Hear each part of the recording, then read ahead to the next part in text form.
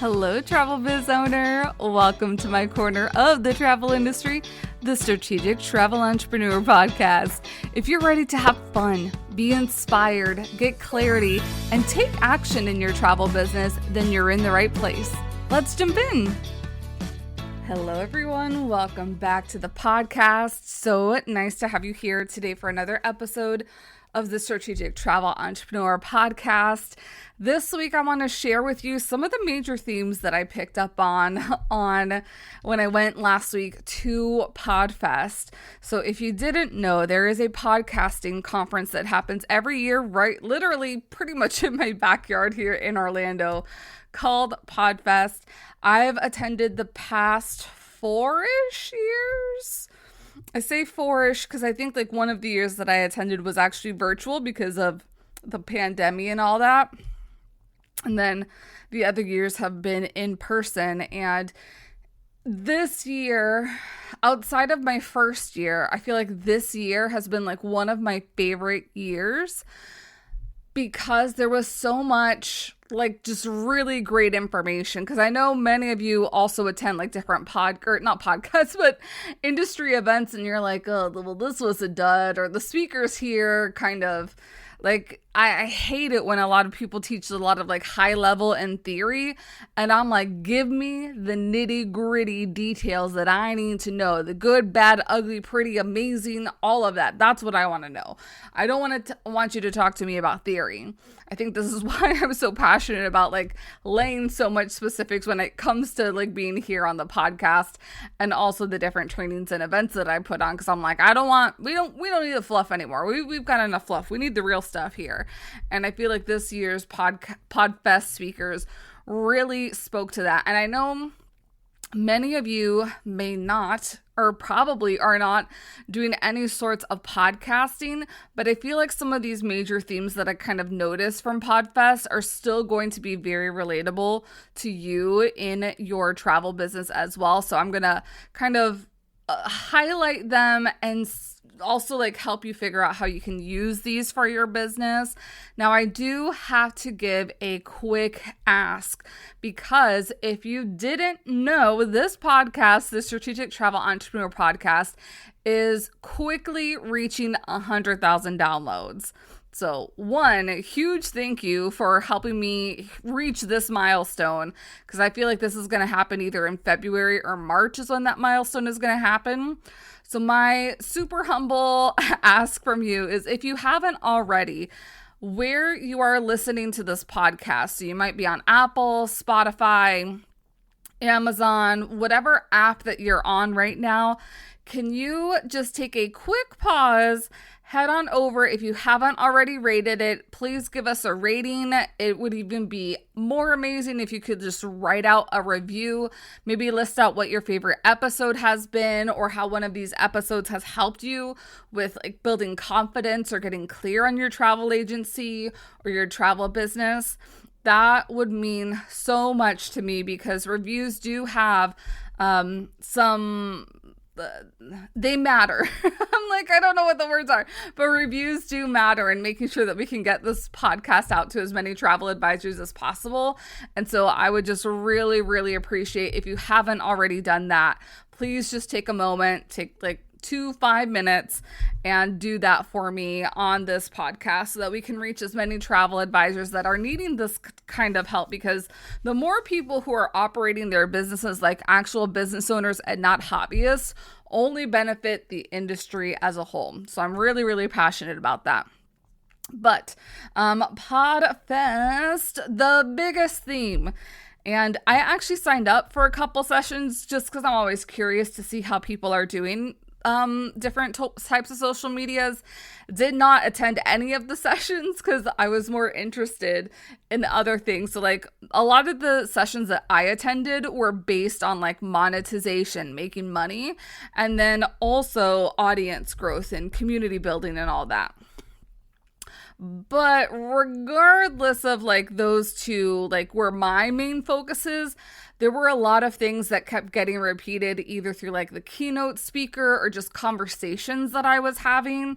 So that's why I want to bring certain things to you. So the first one is LinkedIn. There were so many sessions this year about LinkedIn, and if you weren't in a session that was about LinkedIn, people were talking about connecting with other people on LinkedIn. I feel like I've been one of the queens of speaking about LinkedIn for quite some time now. So if you are not on LinkedIn and you want to be finding like more quality clients, and maybe it's not something that you find quality clients on, you just want to find like really great referral partners or even some of your BDMs or different supplier partners that are on LinkedIn, this is going to be really, really great. It's not just about like career and resume and finding a jobs. It's the networking platform of social media pretty much. And so if you're not there, if you're not being active and engaging on there, you really are missing out, because especially the more people that find out that LinkedIn is the place that you need to be, the more your message, you're going to halt your message on LinkedIn, and the more you're also going to kind of be lost in the shuffle, because as many people say, the less people that are there, the better kind of chances that you have. And even the LinkedIn algorithm, when I first started on LinkedIn a couple years ago, has gotten a little different. I know that a lot of my posts haven't been gaining as much traction as they used to, but so that was part of me like wanting to attend some LinkedIn sessions. Thankfully, they do have a video recordings pass, which I already did purchase. So I'm going to be tuning into some of those when they become live in the video recording session. But yeah, I was pleasantly surprised to see how many people were talking about LinkedIn. I don't recall many people talking about like Facebook, Instagram. I think, TikTok was talked about. YouTube was hugely talked about because a lot of people do podcasting via YouTube as well. So it was really nice to see more people talking about LinkedIn, and not only LinkedIn for messaging people or like posting, but being able to connect with people on LinkedIn. The next big thing, and so being that this is like my 4th year at Podfest, I have met a couple people throughout the years. I met so many great people this year, and that's my number 2. So number 1 is LinkedIn, making sure to have that on your radar. Number 2 is the power of relationships, because there were so many people, especially on the making money side of things, that concurred. Relationships is the way that things happen. And there was also the theme of like open mouths get fed, meaning like if you are not putting yourself out there in the right places, you're not going to be able to monetize whatever business that you might have. You have to get out of your comfort zone in order for things to happen. You have to build other relationships in order for things to happen. You might be in business by yourself, but you don't have to do things in business by yourself. And so it was just like, I knew this. I've known this for a while. It was kind of just like I'm so glad that you guys are mentioning this, because relationships is what makes the world go round, especially in the business industry.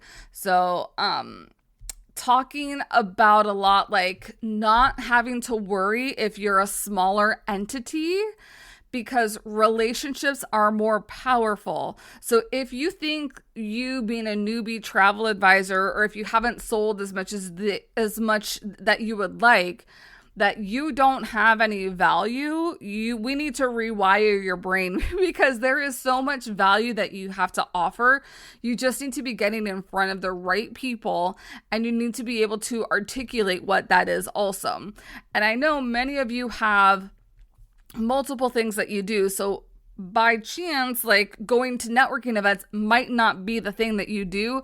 You have to figure out a way to build relationships outside of that. So is this that you're DMing somebody and getting on some sort of coffee chat? Because that's going to increase that trustworthiness that you have for those relationships. So one of the monetization workshops that I had gone to had mentioned her conversion rate if she sends just an email message, like a text message to a potential brand partner, versus if she includes a video with that, just pretty much saying the same things that the email might say, but including like her face and being able, like, you can see emotion, see the tangibility of the real person. And she compared to us like how much more conversion she has with that personal video compared to just text alone. And it doesn't, like, that was another piece of like this whole relationships bit, is that there were so many newer business owners or people going into these different podcasting ventures who were able to monetize their businesses much faster because of relationships. They weren't worried that they didn't have certain stats that other big podcasts and businesses might have, because that is something that is not as important anymore. So especially if you're like, oh, well, I only have 100 followers, or there's only 50 people on my email list. The vanity metrics, aren't as important anymore as they used to be. I think a lot of that is because there's certain people that can have huge numbers and nothing to back up those numbers. I also know a lot of people who have much smaller numbers and have so much more to back that up.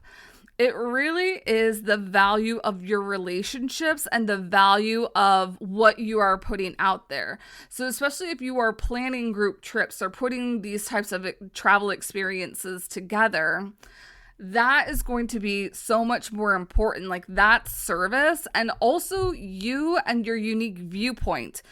I need you to also be aware that you are the asset of your business.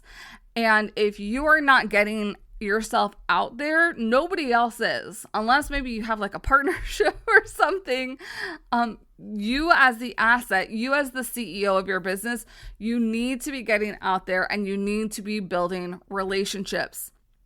That can't happen if you are scared. Like, I've been working on some messaging myself, and I'm kind of getting to the root that sometimes we end up in a lot of busy work. And I think Marcy recently mentioned this in her group, and I'm like, exactly.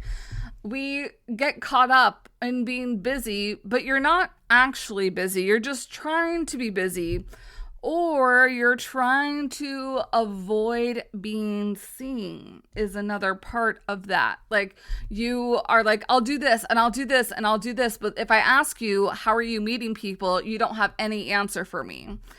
This has happened many a time because you think like being so busy within your business is going to reach your business. And this is what happened to me as well. I was like, well, I have this nice CRM. I'm active here. I'm active there. Nothing's happening. Well, no, silly goose. Like, nothing is going to happen unless you make it happen. Oh, that was one of like the big things that I had written down. There is no lack of resources, especially within the travel industry, to help build your travel business. There is a lack of resourcefulness. I'm had this pause because I really want this to resonate with you as well, because I know, and this goes very well with that post that Marcy has, is like, you're buying up all the courses, you're doing all the templates, you're hiring people to do all these other things for you. But especially if you're still hearing crickets, you have missed out on the big thing that you need for your business, and that is relationships. And again, I know this from personal experience, because I thought I will just do all the things and then the business will come. No, the business does not come. Sometimes, and this, like, I go back into that exception versus the rule. Sometimes the business comes. That is the exception. But the rule is you have to get out there and make it happen. You cannot just wait for things to happen with you. It's very similar. Like, I'm thinking about even dating. Like, I would have never met my boyfriend had I just been like, okay, I'm just going to wait here in my house and hope that he's going to find me and knock on my door and just magically appear one day. That's not how things work. You've got to get out there in whatever way feels most comfortable for you. And actually, I have been looking at my own local activities, networking events, and things like that, because I want to start getting myself out, because I want to be able to show you, like, what are some events, like what's working, what's not working, what are other people doing. Because I think like me being kind of like that example for you is also going to help you out and push you there. Like, I'm really great at making really amazing connections online, and thankfully that's a really great muscle that I have now. But being able to like put myself out there in person, even to me, it is a little bit scary, even though like it is like second nature to me. I still get that stress when it happens. Thankfully at this event, like, I had a friend that for the most part we were hanging out with. There was a speaker that I know from the travel industry. There was another friend that I happened to meet. I didn't know that she was going to be at the event, and she was there. Because of those connections that I had, I met new people at Podfest, amazing new people at Podfest. Not only that, a lot of the speakers were just like phenomenal speakers. So I've connected with them, and now they are in my network as well. So it's just a whole ripple effect, and you just don't know. And what I loved about this too is that I got to meet some more like local-ish people to me. And who knows, like, maybe we'll come up with events and things and partnerships, but that doesn't happen unless you get into the right rooms, which is my number 3, is that you've got to be in the right rooms. Why do I personally like Podfest? Because I love podcasting. And you can attend as a podcaster, or you can also attend if you're wanting to be a podcast guest. That's one of the big things that they were talking about. I'm going to jump in the gun here on my list. But being able to be a guest is one of the best things that you can do for the visibility of your business. And that is one of the things that happens at just whatever event. Like, you might be able to be a guest speaker on a live, or a guest speaker on a podcast, or a guest speaker at a conference or an event. But you have to be in the right places to be meeting the right types of people. So one of the really great things is that somebody was actually looking for guests, and they were a speaker, and they were talking about, like, if you're using AI in your business, we'd love to have you on as a guest on our AI for Business podcast, so that we can just chat on what you're doing. And it didn't have to be like industry specific. It's just if you have a business. And I'm like, well, I can definitely talk about that. So this really goes to like finding your different stages, but you have to be in the right rooms to find your different stages. Excuse me. So what are those right rooms? I know the first podcast episode of 2026, I was talking a little bit about that. Is that professional organizations? Is that organizations with continuing education credits? Is this businesses that have some sort of membership component, like a wine club or a beer club of the month or anything like that? And being in those right places, not only to meet the business owners of that, but also the types of people that come to these types of events and things like that. So I never know, especially with Podfest, what to expect out of it. I just know that I have to be at this event because this is the main content source that I do and that I create. And this is also the way that I'm able to grow my business and pay all my bills, and then also just live the type of life that I want to be living. So what is that for you? There's conferences on all sorts of things out there. You might not be a podcaster, but you might be a parent. You might be a single parent. You might be in a same-sex relationship as a parent.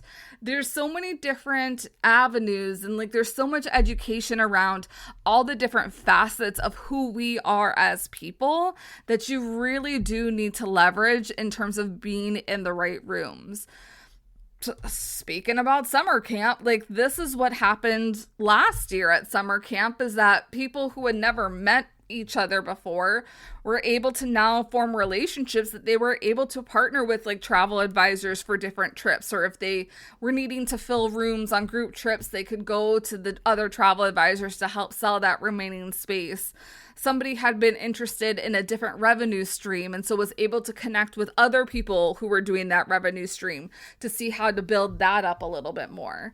So you just never know. Like, it's really great to make contacts within our industry, and it's also amazing to make contacts outside of the industry, because there are opportunities everywhere, and it does not matter how experienced you are. You just have to get your patootie out there and see what kind of comes out to you. Because I'll never forget it. I mean, I'm coming up to being 5 years as a full-time business owner this May. I could have never imagined, like I always dreamed, and I didn't know what I was going to do exactly when I put in my 2 weeks notice. I don't think I could have written a better story than what has kind of happened to me the last 5 years. This is also why I hate when people ask me that question of like, well, what are your 5-year goals? And I'm like, I would have never had this on my bingo card. Like, I could have never imagined this on my bingo card. I worked very hard for this though, and I put in the reps, as they say, every single day to make this happen. So making sure that you are also being in the right rooms to get seen and also build opportunities. Number 4 biggest theme that was at Podfest was getting paid. One of the speakers was like, it is 2026. We don't do things for free anymore. And the applause that was in that room when he said that was like just roaring, because everybody's like, heck yes, we are getting paid. It is 2026. People know that this is the way the business operates. In order to get something, there has to be some sort of transaction that happens here. So not everything is going to be paid. Like, I'm thinking about like lead magnets and like a guest speaking opportunity. But some of these things also, like, you might not be getting paid right now, but down the line, you're going to be getting paid. So remembering that this is a business and you need money to keep going with this business. It's not enough to just break even. You need to be profitable. And I'm not saying that you even have to make millions and millions of dollars. I also want you to live the best life that you can have. And that is going to mean something totally different to somebody else. This can mean that you're wanting to have an investment property to make another revenue stream. This can be that you're wanting to make sure that your kids attend private school, and so that you need to be able to have revenue to pay for that private school. This can be that you don't want to work past 65, so you're going to make sure that you are putting all the money into stocks and investments and all that right now. So whatever it means to you, you must be paid. This is not the Strategic Travel Hobbyist. This is the Strategic Travel Entrepreneur podcast, and entrepreneurs make money. So please make sure that that is also a priority for you. And this might mean like that you're having to do a couple of tweaks, whether that's like somebody just wants to pick your brain and you're like, I don't do that. I do offer consultation sessions for an hour. That costs $150 if you would like to get on my calendar. This could also mean that you are no longer booking interior and ocean view cabins. You're just booking balcony and above now. This could mean maybe you're not even doing any more ocean cruises. You're just strictly doing river cruise and expedition cruising. So really honing in and picking what your lane is going to be so important to getting paid in 2026 and beyond. The one that I was thinking I was going to jump ahead on was number 5, because I have 6 major points. Number 5 is having a website. So many people were talking about having a website, and a lot of this has to do with AI and how prevalent and big AI is right now. And the way to be found on AI, or one of the biggest things in order to be found on AI, is to have a website and to be really maximizing that for SEO AEO, so search engine optimization, AI engine optimization, because this really is like the wave of the future, the next wave here. So it's not only that you're having the website, because I recently had seen a post about somebody just wanting to like create a landing page. It's how strategic are you building that website to be?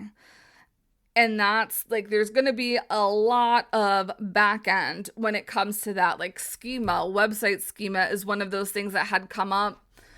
I can't even explain what schema is to you. I just know that it's really important for your websites. But this is something that if you've hired somebody out, like a web developer, then they are the ones that are taking care of some of this back end stuff. And especially if you've hired a web developer who is very experienced in SEO and also some of these AEOs, because there is like some overlap when it comes to both of them. I'm going to hope that you really don't have to worry. It's going to be more if you're maintaining your website past when they've already created it. So some of the things that I think of that are going to be super important is like if you're writing blog posts, making sure that all of your blog posts are completely answering whatever question it is that blog post might be answering. And also being a little bit strategic in there, especially if you want to get paid. Number 4, if you're creating like the top 10 list that every mom should experience on a solo vacation, that is going to be really great. And being able to like not only list out properties or experiences, linking in any affiliate links you might have. And affiliate links is slightly a loose term because I think about like project expedition links. I also think about like if you have Expedia Tap, I think there's links that way where you can earn commission. And it has come through your website. You didn't have to really, it's more of a passive sales, but you do have to be proactive in order for that to work for you. I also think about things like the AMA Waterways, the website that they have, Virgin Voyages also has this. I'm not sure if a lot of like land and tour and experiences do, but I don't know if a lot of like land, like resorts and things like that happen. So if you know of that, please let me know so that we can share this out with the community as well. But making sure that you're having a website also helps to increase your own authority. And this is where the connection that I was trying to make, but also not trying to jump the gun over here, was being in the right rooms. My number 3, if you're able to be in the right rooms and you're able to be a podcast guest, or if you're able to be a live guest or speak on a different stage, that means that you're going to get some sort of a backlink typically on that person's website. That helps build your authority on the interwebs of things. This is going to be especially important when it comes to AI, because somebody had mentioned that AI does not measure what's true. It measures what it feels is the most authoritative. And I don't mean like authoritative like dictatorial. I mean authoritative in like where's the most trust coming out of. And one of these trust factors is how many times are you cited on different websites? Where is like whenever it finds your bio, is your bio saying the same thing in multiple different places? And that's like one of the things that I know I've seen before. Like I've seen somebody's travel social media say one thing, but then their podcast says something else. And I'm like, you can't be 5 different types of travel advisors in different places, especially if, I mean, I guess technically you could, if you don't want to be found online, which I feel is a little foolish, especially in 2026. You should want to be found online because it does make your work, especially if you are trying to get into the business or boost your business, it makes your business a little bit harder if you're not online. So really, like that was one of the big pointers, is making sure that your bio is consistent between like your about page to your social media and any other platforms that your bio might be out there. Making sure that you're looking for visibility opportunities, which means you've got to be building relationships and you've got to be utilizing the right rooms to do so that your authority can increase over time with different websites citing you as a source. So I know previously I have been like one of those people that has said you don't have to have a website when you begin. And that's also how I ran this business, Take the Helm. I didn't have a website when I first began, and I'm still building out my blog website now for the podcast. Current me is definitely kicking myself that I didn't do that, but I didn't know what I didn't know. Also, I didn't know how powerful it is to have a website, which really is like your business's digital property. It's your business's digital landscape. So I'm telling this to you now so that you can be on the forefront of this and do this sooner than later, because having a website just seems to be even more important than it used to be, especially with AI, because AI is not necessarily a search engine. It is an answer engine, and it looks for answers on the internet. So if you've got answers, you want to make sure, and I know you have answers. I don't care how long, again, that you've been in the business, you have answers to all sorts of different travel queries. You should be found in AI, but you've got to do certain things in order for that to happen. And then number 6 is that you do not need to be huge to land brand deals. Now, I know you're kind of like, brand deals is not even something that I'm thinking about, Rita. And I understand that. I get that, because that's more on the content creation side. But this kind of couples with what I was saying before in terms of relationships and finding the right rooms or being in the right rooms, is that I don't want you to undermine yourself because you don't know everything, or you don't know everything about a certain topic, or you've never been somewhere, or you haven't done the training. You have inherent value because you have, I don't even know how many life experiences, but you have life experiences that make you valuable. Not only that, but you, regardless again of experience, you are still putting in work for your clients. You're doing research for your clients. You're reaching out to supplier partners for your clients. All of that work deserves to be paid. And thinking about this, I think about it from the lens of, if you are wanting to partner with other business owners, they don't need to know how much or how little you have done. If you're brand new to business, if you've been a veteran in the business, all they need to know to like really have that buy-in is know that you know everything that you need to know. If you don't know everything, I want to know that you know where to find the information at. And this goes back, man, to my theme park days. And I've mentioned this before in terms of leadership.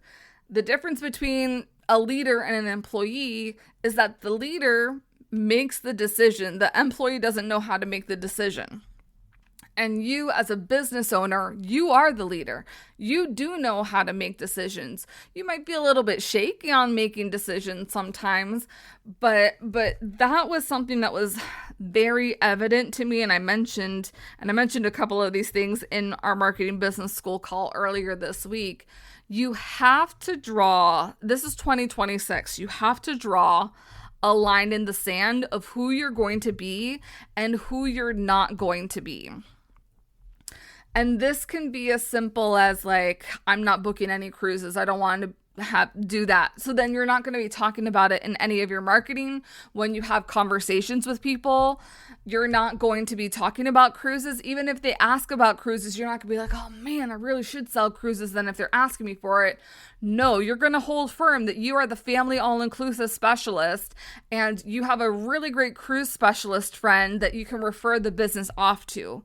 You're going to stand your ground on what type of business owner and travel advisor you are, because the more that you dig your heels into that, the more conviction that you have, everything else in your business becomes so much easier. You're able to turn away. That was another thing, being able to turn away things. Like every time you say yes to something, you are saying no to something else. So if you don't want to sell cruises and you book that cruise and then that client ends up being a PITA, you've probably lost money on that deal because they've ended up being a PITA in your business. So really sticking firm on who it is that you want to be, because the more confident that you are, whoever it is that you are trying to partner with is going to be like, oh, well, they know their stuff. And if they don't really know their stuff, they have the assertiveness to figure it out. And that really is like super duper important, kind of like going back to, there's no lack of resources.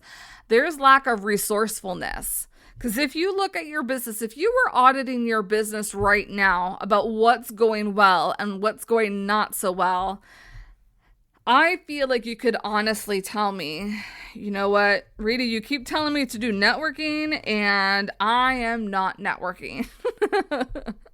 Or Rita, you keep telling me that I need to do certain things to be found online for AI and I haven't done that, or I haven't worked on my systems and things. A lot of this has to do with fear, and this is something that I have also dealt with myself. It's a work in progress, is that you'd rather do the things that don't gain you visibility because it's safer for you not to be visible. It's safer for people not to know that your business exists and what you do in your business, because then you don't have to put yourself out there on a limb, and then you don't like have to fulfill the promises that you've been saying. I just see this trap happening so much, especially in the beginner side of the business, because again, I did this myself. I feel like we all do this, and that's why I want to be like big sister here and tell you, you've got to stop getting in your own way and start doing the things that you said that you were going to do.